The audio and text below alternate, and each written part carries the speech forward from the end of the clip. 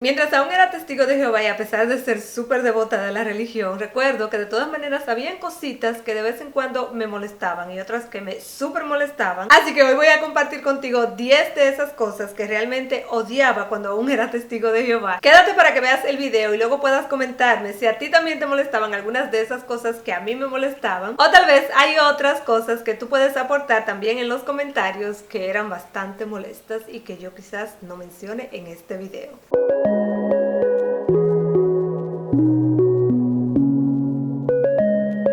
Hola, soy Eli García, ex precursora y ex testigo de Jehová, y hoy, como les dije, vamos a hablar de algunas cositas que mientras yo estaba en la religión me molestaban demasiado. Algunas de hecho recuerdo que las llegué a decir a otras personas como que no me parecían bien, y se me ocurrió compartirla con ustedes porque estoy segura que si fuiste testigo de Jehová, algunas de estas te van a parecer súper reconocidas y quizás hasta te hayan molestado. Así que vamos a empezar.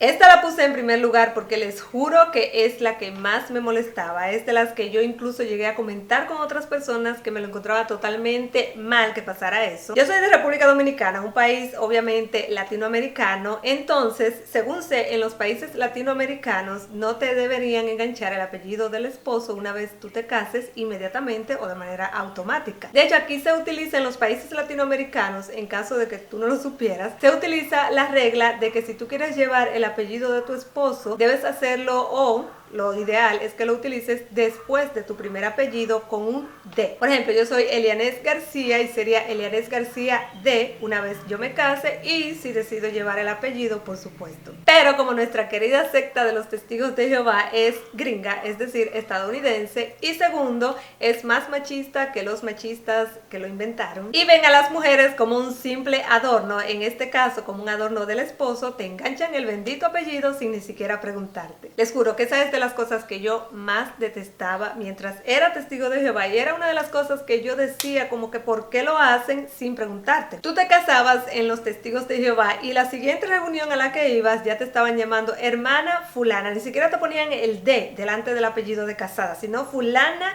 con el apellido del esposo. Y ay de ti si ese apellido era feísimo, como que era te lo enganchaban. Recuerdo en una ocasión cuando fui a la escuela de precursores, allí te preguntan el nombre desde que tú inicias, por lo menos a la escuela que yo fui así lo hicieron. Entonces una hermana dijo su nombre y apellido, por supuesto, pero su apellido de soltera, estando casada ya. Lamentablemente uno de los instructores conocía al esposo de esa hermana, así que a pesar de que ella dijo desde el principio su nombre con su apellido de soltera, cuando ella levantaba la mano en alguna de las clases durante la escuela, él inmediatamente la llamaba por el apellido de su esposo. ¿Por qué? ¿Por qué tenían que hacer eso, Dios mío? Es que, como dije, es totalmente machista la secta. Si fuiste testigo de Jehová, seguramente recuerdas esas ocasiones en las que quizás diste un lindo discurso, ya sea que seas un hombre o una mujer. Ustedes saben que las mujeres dan discursos de segunda categoría, que son esas de ama de casa. En fin, si diste un bonito discurso, un bonito comentario, si hiciste algo bueno dentro de la congregación, ¿qué sucedía cuando alguien te decía, oh, qué bien hiciste tal cosa? ¿Qué tenías que responder regularmente? Gracias a Jehová. Ay, eso yo me sentía tan falsa haciéndolo, de verdad. Y no es porque yo me creyera mejor que nadie, ni nada por el estilo. Es que simplemente yo sentía que si yo hacía algo bien, algún mérito yo tenía que tener. O sea, porque era yo que lo estaba haciendo. Sin embargo, dentro de los testigos de Jehová, tu respuesta debería ser, es la que esperan las personas, que tú digas gracias a Jehová, no gracias a mí. O simplemente decir, oh, gracias, de verdad me hace sentir muy bien tu halago. No, para nada. Debido a que esta secta te anula totalmente tu personalidad, cada logro que tengas siempre va a ser gracias a Jehová. Nunca, nunca se espera de ti que digas que es gracias a que tú tienes una inteligencia muy buena, que eres una persona preparada, que lo hiciste, tomaste tu tiempo para quizás hacer esa parte. Nada de eso. Por Dios, yo recuerdo que esto era súper, o me lo encontraba súper extremista, estar pensando en que si tú ibas para un lugar de vacaciones fuera de tu territorio, porque ok, si estás en tu casa total vas a ir a las reuniones, pero si era a otra ciudad, a otro país, o lo que sea, siempre se te animaba que debías salir a predicar aunque sea una vez, no importa dónde fueras, o también tenías que buscar un salón de reino para seguir reuniéndote. Entonces, Para mí eso era como súper estresante. Tú pensar, ok, me voy de vacaciones, pero a la vez te estresas pensando en que tienes que alinear tus vacaciones con que haya un salón del reino cerca, un grupo con el cual puedas salir a predicar. De hecho, que hable también tu propio idioma, porque imagínense ustedes, yo que hablo español y que me tiren para un país, por ejemplo, que diga, ay, quiero visitar Japón. ¿Dónde voy a asistir a una reunión en Japón? Y voy a encontrar un grupo, sobre todo también personas a las cuales predicarles. Entonces era como que queda anulada mis vacaciones en Japón. Ojalá yo poder ir a Japón, pero no puedo ahora. Pero en fin, la cosa es esa. Yo recuerdo que a mí me venían imágenes en ese momento cuando se decían ese tipo de cosas. De que, ok, y si yo voy a la playa y estoy en traje de baño, ustedes saben, bikinis o lo que sea, yo me voy a poner a predicarle a una gente ahí semidesnuda acerca de la Biblia. Entonces era como que, ¡ay! Ni ganas dan de ir a la bendita playa porque se supone que tengo que predicarle a cualquiera que se me pare enfrente. En una ocasión yo tomé unas vacaciones acá en otra provincia de mi país, otra ciudad costera que se llama Samaná, y me fui para allá como unos 5 o 6 días. Y adivinen qué, yo tuve por supuesto que tener en cuenta antes de irme de tener una congregación cerca, salí a predicar también y estaba de vacaciones. Dios mío, es increíble. Esta secta quiere que tú seas testigo de Jehová 24/7, vestida, semidesnuda o hasta desnuda. Recuerdo que sobre todo dando estudio de la Biblia esto me costaba muchísimo, porque es que aunque de verdad cuando era testigo de Jehová yo creía fielmente en la Biblia, la respetaba como la palabra de Dios y la veía como una guía para la vida, en ocasiones habían situaciones que me contaban algunas de las personas a las que yo visitaba para darle estudio bíblico, o incluso personas a las que yo me encontraba en la predicación diaria, que yo no encontraba cómo un texto bíblico las podía consolar. O sea, si a alguien se le muere quizás algún ser querido, yo entiendo que quizás le puede traer un poquito de consuelo el que tú le digas que esa persona tú la vas a ver en el futuro, pero el dolor de no poder verla en ese momento va a seguir ahí porque tú la extrañas. Entonces había situaciones como esa, por ejemplo, que alguien me dijera que tenía problemas en el matrimonio. Ustedes saben o entenderán que yo estoy hablando en este caso de mujeres, porque yo visitaba obviamente para darle estudio a mujeres, porque los testigos de Jehová utilizan que si tú eres mujer le da estudio nada más a tu mismo sexo, si eres hombre lo mismo a hombres. Entonces cuando les digo quizás a alguien que me hablaba que le estaba yendo mal en su matrimonio, estoy hablando desde el punto de vista de una esposa, y yo de verdad trataba de buscar o de apoyarme en la literatura o en los textos bíblicos que la sociedad decía que eran buenos para ayudar a que la familia se llevara bien, pero aún así yo sentía, porque son situaciones que de verdad se me presentaron. Recuerdo una estudiante que tenía problema en su matrimonio, su esposo estaba en Estados Unidos, ella está aquí en el país, tienen muchos años separados, entonces quizás el mismo hecho de estar separados durante tanto tiempo traía problemas entre ellos, discusiones, hay hijos de por medio que viven acá con ella. Entonces era una persona que yo visitaba todas las semanas y de la cual llegué a ser como muy cercana. Cuando ella me hablaba de esos problemas, en primer lugar, yo soy una persona soltera, no tengo la experiencia de una casada quizás para decirle con autoridad qué debería hacer en esa situación, y segundo, lo único que me quedaba era leerle de la Biblia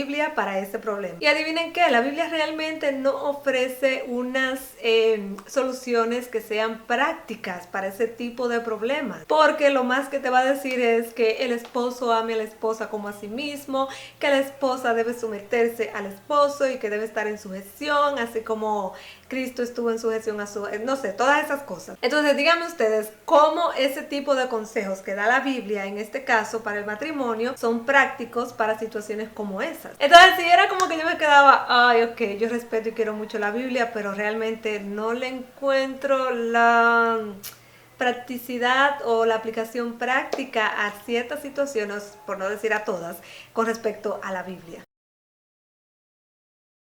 En serio, qué mal gusto cuando te tiraban esas pedradas desde la plataforma, en lugar de simplemente jalarte a ti aparte de manera privada y decirte, mira hermano, usted hizo tal cosa mal, quizás puede hacerlo de tal manera. No, ellos tenían que darte un discurso desde allá arriba, desde la plataforma, sin previo aviso. Les digo que a mí me pasó en 2 ocasiones. Recuerdo que estaba casi recién bautizada, tenía menos de un año de bautizada cuando esto me sucedió, y es que al poco tiempo de yo bautizarme, yo comencé a trabajar. trabajar, un trabajo de tiempo completo, y poco después en ese mismo lugar entró a trabajar una muy buena amiga mía de aquel entonces que era precursora regular. Entonces, como ella era precursora regular, se le hacía un poquito difícil cumplir sus horas de precursorado debido al trabajo de tiempo completo que tenía en ese momento. Así que ella me pidió de favor que si después del trabajo, porque salíamos a la misma hora, yo podía acompañarla a predicar para ayudarla con sus horas. La cosa es que nosotros salíamos a eso de las 5 de la tarde del trabajo, veníamos llegando a la casa 5:30, cerca de las 6, para salir a predicar quizás a eso de las 6:30 de la tarde, casi noche, porque recuerdo que era ya los últimos meses del año y oscurece más temprano en esa época. Ya a las 6 de la tarde aquí está oscureciendo. Bueno, la cosa es que no sé si en tu país pasa lo mismo, pero por lo menos en mi país, que es un país latinoamericano, es un poquito, digamos, difícil salir de noche fácilmente porque en ocasiones puede que se vaya la luz. Además, hay muchos barrios que son un poquito peligrosos. No es quizás como en países desarrollados en donde la predicación de noche se da más fácilmente. Pero nosotros lo que hacíamos era que no nos movíamos mucho, sino que más que nada hacíamos predicación informal frente a una farmacia, recuerdo, en donde estaba todo iluminado y no era un lugar peligroso. Es decir, el área cerca de la farmacia no era peligrosa. Bueno, resulta que esta otra hermana precursora a la que yo acompañaba vivía cerca de uno de los ancianos de la congregación. Bueno, ella vivía dentro de la propiedad de uno de esos ancianos. Casualmente era el anciano presidente en ese entonces. Vivía dentro de la propiedad porque él le pagaba una de sus habitaciones o casa, no sé, algo así, una parte estudio. Y él, por supuesto, supo que ella estaba saliendo de noche a predicar. Además de que en una ocasión él nos vio sentadas ahí frente a la farmacia predicando. ¡Oh, sorpresa! Al poco tiempo de que estábamos saliendo, duramos quizás 2-3 semanas haciendo eso. Adivinen qué. En una de las reuniones de las necesidades locales, específicamente yo recuerdo, se dio un discurso acerca del peligro de salir de noche a predicar. Díganme ustedes si eso no puede ser más directo para nosotras dos, que éramos las únicas que estábamos haciendo eso, porque nadie más en la congregación en ese entonces estaba saliendo a predicar de noche. La otra situación en la que me pasó algo parecido fue en una ocasión que yo hice una pijamada en casa de unos testigos de Jehová. Los padres se fueron, nos dejaron la casa a nosotros, pero fue una pijamada incluso de día, porque yo recuerdo que no nos quedamos a dormir. Yo no sé si podría decirse que era pijamada, porque lo único que había ahí de pijamada era que teníamos la pijama, porque era de día, la comenzamos de tarde, terminó como a eso de las 7 u 8 de la noche, hicimos algo de comer entre todas, vimos una película, así que ustedes juzguen si realmente era una pijamada. La cuestión es que la semana siguiente también en las necesidades locales se dio un discurso acerca del origen de las pijamadas. Díganme ustedes si yo estoy siendo paranoica o ese discurso también era para mí. Yo recuerdo que ahí como que se habló algo de que las pijamadas tenían un origen pagano, por supuesto, porque si no, no se hubiera dado el dichoso discurso, y que es algo que el mundo celebra y que está mal hacerlo y no sé qué, no sé cuánto. En ninguna de las dos ocasiones de las que les estoy hablando, que se dieron discurso desde la plataforma, antes de cada discurso ni después de cada uno de los discursos, se nos llamó a los involucrados, es decir, a mí y a las otras personas, para decirnos que quizás debíamos hacerlo de otra manera. Es decir, qué mal gusto, Dios mío, estar lanzando punta de allá arriba en lugar de decirte las cosas de frente directamente. ¿Cuál es la necesidad? Dígame. Oh, sí, yo sé. La necesidad es que tienen que estar infundiéndote miedo constante a que tú falles, porque si no te van a hacer pasar vergüenza delante de todas las personas que están en la congregación.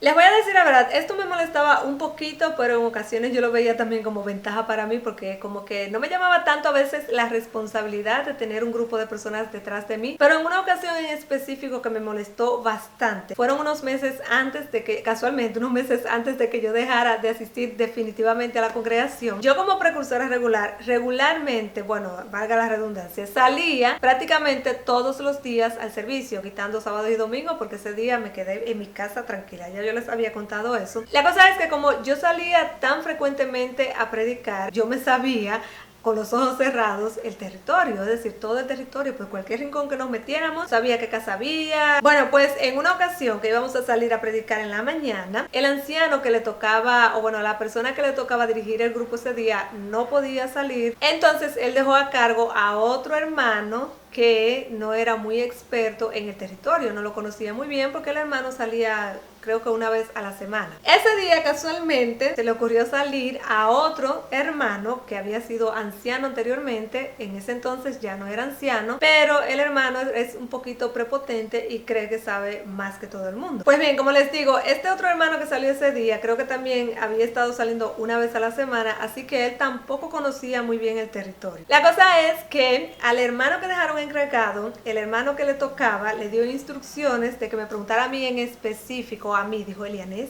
que le pregunten a mí, a Eli, cómo se predicaba esa parte que íbamos a predicar, esa parte del territorio, porque se seguía un orden lógico, porque en el territorio donde yo vivo hay muchos callejones, entradas cortas y todo eso. Entonces ya él lo hacía de una manera que fuera un poquito lógica para que no se estuviera dando tantas vueltas y regresando y caminando de más. Bueno, el caso es que el hermano que está dirigiendo, el que dejaron encargado, me pregunta a mí desde el principio que por dónde. Yo le digo, mira, generalmente se entra por aquí, esa es la manera, y vamos por aquí, mandan un grupo por acá, otro por acá, terminan juntándose y así por el estilo. Pues bien, el otro hermano, que como les dije había sido anciano unos años antes, él también cuando era anciano salía una vez a la semana, los domingos. Y en ese entonces a él lo ponían a dirigir el grupo los domingos, el estudio del libro que era en ese entonces. Bueno, pues este otro hermano que había sido anciano, al ver que el que está encargado me pregunta a mí, él comienza a decirle, no, porque es por aquí que regularmente se hace. En lugar de ir rodeando, de ir haciendo el territorio desde adentro para ir ampliando hacia afuera, él dijo que debíamos ir por fuera, rodeando todo el territorio, para luego ir para dónde, no sé para dónde, pero bueno. Él dijo que así es que se hacía, que cuando él era anciano él hacía de esa manera y que así debía hacerlo. El otro hermano que dejaron encargado, como que ignora un poquito lo que él está diciendo y vuelve y me pregunta a mí. Y le dice a este otro que había sido anciano que a él lo había dejado encargado de que me preguntaran a mí porque yo conocía mejor el territorio. En eso íbamos caminando, ellos dos van adelante hablando y nosotras todos los demás, mayoría mujeres, creo que todas mujeres, íbamos detrás, pero yo iba lo suficientemente cerca como para escuchar lo que ellos estaban hablando. Entonces el que estaba encargado le estaba diciendo eso, que no, que yo le había dicho que era de tal manera porque a él le dijeron que me preguntara a mí. Este otro hermano que antes había sido anciano de manera muy altanera, le dijo, llévese de mí, que yo sé lo que le hablo. Yo fui anciano, es decir, usted tiene que seguir las directrices que yo le estoy diciendo. Ustedes ven lo incómodo que es el hecho de que dentro de una bendita religión, grupo o lo que sea, vean simplemente a los hombres como capaces de dirigir. ¿Cuál de los dos era más? Bueno, el otro hermano no, el que dejaron de encargado no, él es una persona muy chévere, muy amable, de verdad, un buen hombre, una persona muy humilde. Bueno, este otro que era anciano era un estúpido idiota engreído, que todavía lo es. Él cree que sabe más que todo el mundo, no es nada humilde, no es capaz de preguntar y mucho menos a una mujer. Imagínense ustedes esta situación dentro de esta secta. Las mujeres no tienen voz ni voto por encima de un hombre. Una mujer puede hablar, pero al final la decisión la va a tener el hombre. Tú te casas, puedes hablar como mujer, pero al final la decisión la va a tomar el hombre, aunque a ti no te guste. Dentro de la congregación tú puedes hablar, pero al final la va a tomar la decisión el hombre, aunque esté intelectualmente por debajo de ti como mujer. Oh, por Dios, el trabajo voluntario, que no tiene nada de voluntario dentro de la secta de los testigos de Jehová. Porque te hacen sentir de un culpable si tú no haces el trabajo voluntario. Recuerdo en una ocasión en una asamblea que una hermana, ella me contó eso luego, al final de las asambleas, cada día, por lo menos aquí en mi país, yo no sé, en otros países más desarrollados, aquí limpiábamos después de cada día de programa de la asamblea. Entonces, por supuesto, asignaban como congregación ciertas partes del salón de asamblea. Nosotros casi siempre nos asignaban el bendito baño de mujeres, que era como limpiar el palacio de yo no sé quién. Bueno, la cosa es que ese día estábamos limpiando y esta hermana que le sucedió esto está enferma de la menstruación. Ya le da bien mal a la menstruación, con dolores y todo eso. Bueno, a casi todas las mujeres, porque yo soy una de esas. La cosa es que ella estaba sentada y no estaba limpiando. El que estaba dirigiendo la limpieza ese día le dijo de muy mala manera que se parara de ahí y que se pusiera a limpiar. Ella le dijo que no se sentía bien, él le dijo que eso no importa, que se parara a limpiar, que no estuviera ahí sentada haciendo nada. Entonces, sí, ese es el trabajo voluntario, que no tiene nada de voluntario dentro de esta secta. Porque si tú no haces el trabajo voluntario, te hacen sentir culpable, te ven diciendo desde la plataforma que tú deberías limpiar, estar dispuesta. Te lo pintan como el mayor de los privilegios que tú puedes tener dentro de la congregación y que prácticamente te están haciendo un favor al dejar que tú hagas este trabajo voluntario. voluntario de estar limpiándoles de manera gratis los salones de reino y salones de asamblea. También el estar predicando bajo el sol, porque esa es otra también. En la predicación en ocasiones recuerdo que si uno se sentaba un momento, inmediatamente te llamaban la atención y te decían que no estuvieras ahí perdiendo el tiempo y que siguieras caminando. Vamos a ser honestas, aquí por lo menos en mi congregación había uno que dos hermanos de los que dirigían que sí eran un poquito más conscientes, y de hecho cuando ya teníamos una hora predicando decían vamos a tomarnos 5 minutos para descansar. Pero la regla general de manera cultural dentro de la secta es que tu trabajo voluntario debe ser obligatorio, porque si no, tú no estás haciendo un buen trabajo a los ojos de Jehová. Como les he contado en otros videos, yo fui precursora regular. Para quienes no saben todavía lo que es un precursor regular, es alguien dentro de esta secta que cumple con la predicación de 70 horas al mes, con un total de 840 horas al año predicadas. Bueno, mientras yo fui precursora, la verdad es que la mayor parte del tiempo yo disfruté hacerlo porque lo hacía de corazón, sentía que estaba agradando a Dios y que realmente tenía la capacidad para darle más de mi tiempo en la predicación a Dios. Eso era lo que yo sentía. Pero en ocasiones yo sentía como que se cargaba demasiado a los precursores. Por ejemplo, si hay un enfermo, los primeros que debían estar al frente, el precursor. Ese es el primero que debía de ofrecerse para ir a cuidar.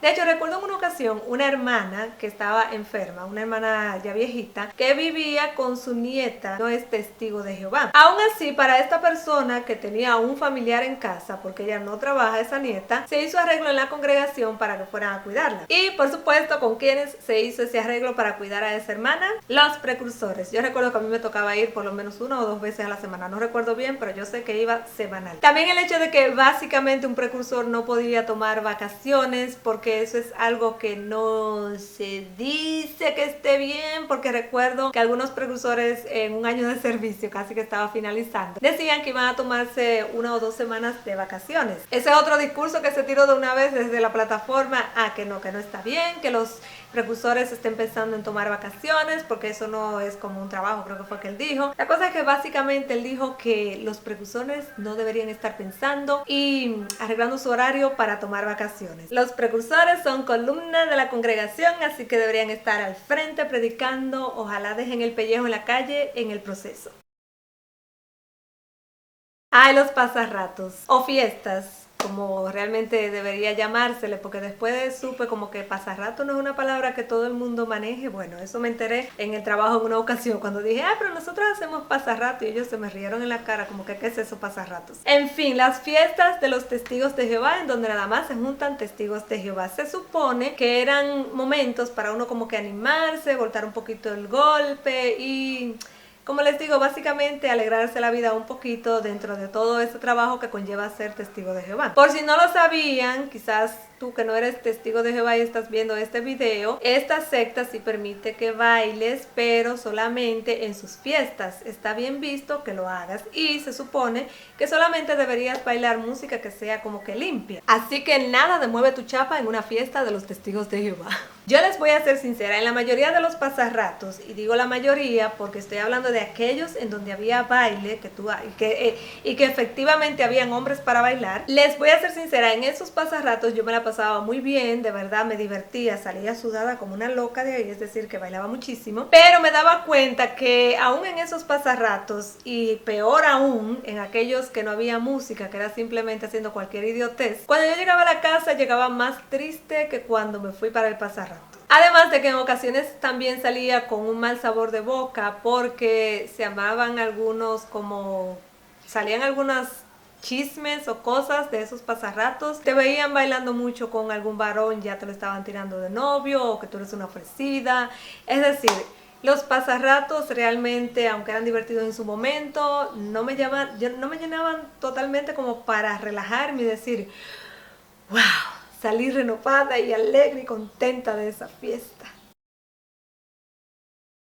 ¡Qué bendito show para casarse en un salón de los testigos de Jehová! Mira, aunque yo por supuesto no me casé aún estando dentro de esta religión, les puedo contar porque yo fui en una ocasión dama de una hermana que se casó. Y eso pasó no hace mucho tiempo, hace como 1 o 2 años que ella se casó aproximadamente. Recuerdo que esa hermana estaba estresada hasta el cielo por todos los requisitos que tenía que llenar. Desde hacer una carta para utilizar el salón, desde pedir permiso para utilizar hasta un florero dentro del salón, poner flores aquí o allá, Dios mío. Les voy a decir lo que yo viví para esa boda. La hermana, que no era de muchos recursos, recibió realmente mucha ayuda para poder armar su boda y que le quedara bonita. Por ejemplo, recuerdo que una testigo que asistía a nuestra congregación le ayudó a conseguir los vestidos de las damas prestados, es decir, uno de esos, por supuesto, los iba a utilizar yo. Estos vestidos eran tan largos que, por ejemplo, el mío me quedaba que rodaba, no se me veía ni la punta de los pies. Ah, pero ¿qué tenían? Aquí arriba eran escotados, no tenían nada de manga, o sí tenía algo finito. No, eran escotados, pero la verdad es que no tenía nada revelador aquí arriba porque era un escote que no se veía prácticamente nada, lo único que le faltaba eran mangas. Adivinen qué, los ancianos les dijeron que esos vestidos eran inadecuados para la boda dentro del salón del reino. Así que tuvimos que añadirle tela a los vestidos. Conseguimos una tela que más o menos pegaba con la del vestido en color y el tipo de tela, pero era una tela que picaba, como ustedes no se imaginan, y estaba súper incómodo. Otra cosa fue que yo me ofrecí con esa misma hermana, además de ser su dama, para ayudarla a organizar la boda, porque ella estaba como muy agobiada por eso mismo, y es una hermana relativamente mayor que se estaba casando, y yo quería que le quedara muy bonita la boda. Entonces, ustedes saben que cuando la novia regularmente entra o va entrando, las personas, los invitados, se ponen de pie como un acto de que ya está entrando la novia, vamos a darle la bienvenida. Estábamos en el ensayo en el Salón del Reino, entonces estaba dando dirección de qué tenía que hacer cada persona, y toda la dirección que yo estaba dando tenía que comunicársela, por supuesto, al anciano presidente que estaba ese día en el ensayo, y le dije que cuando la novia fuera entrando, los invitados se iban a parar. En ese momento él no me dijo nada, y ok, todo bien el ensayo. Él dijo algunas sugerencias así menores, chévere. Él me dañó la entrada de la novia a la boda. A los pocos días del ensayo que hicimos y antes de la boda, él me dice que no se puede hacer esto de que los invitados se paren cuando entre la novia, porque eso es como si fuera un acto de adoración hacia la novia, y como era en el Salón del Reino y que es un lugar solamente dedicado a la adoración a Jehová, no estaba bien que se hiciera ese acto prácticamente de adoración hacia la novia. Entonces, sí, antes de eso yo tenía muchas ganas, si es que en algún momento me casaba en esa religión, porque está súper difícil para una mujer, sobre todo, casarse dentro de los testigos de Jehová. En fin, tenía muchas ganas como de que mi boda fuera así en el Salón del Reino. Después de eso se me quitaron totalmente las ganas. Yo dije, no. Si yo me caso, lo hago fuera del Salón del Reino, porque yo hago lo que me dé la gana, visto el vestido que me dé la gana y nadie tiene que decirme nada. Entonces, estas han sido 10 cosas que yo recuerdo que me molestaban cuando todavía era testigo de Jehová. Yo sé que quizás hay muchas otras cosas que más adelante posiblemente yo me acuerde, pero si tú fuiste testigo de Jehová y tienes alguna otra que añadir o simplemente estás de acuerdo con las que yo mencioné, dímelo aquí debajo en los comentarios porque me interesa saber tu opinión. Recuerda que aquí tenemos verdadera expresión de libertad y puedes decir lo que quieras, aunque sea que no estás de acuerdo con lo que yo dije. Aquí no borramos ni bloqueamos comentarios. Recuerda suscribirte para que no te pierdas los videos que estaré subiendo una vez a la semana relacionado con la secta de los testigos de Jehová, y también apóyame dándole dedito arriba a este video para que me demuestres que realmente te está gustando este contenido. Muchísimas gracias por mirar y nos vemos en un próximo video. Bye.